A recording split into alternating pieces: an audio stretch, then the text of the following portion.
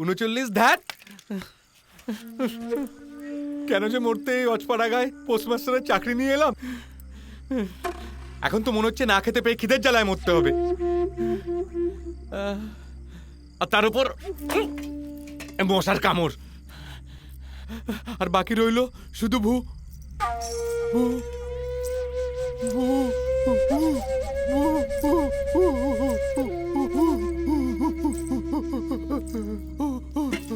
আমি রত্না বাবু, আপনার কাজের লোক। আপনি ই মা, সরুন সরুন বাবু, সরুন। ছি ছি ছি ছি ছি, পুরুষ মানুষের রান্নাঘরের কাজ। আমি এসে গেছি, আপনাকে আর কিচ্ছু করতে হবে না। রত্না, আমি এই একটু চেষ্টা করছিলাম আর কি। ও, আপনি ভেতরে যান, আমি ভাত বসাই।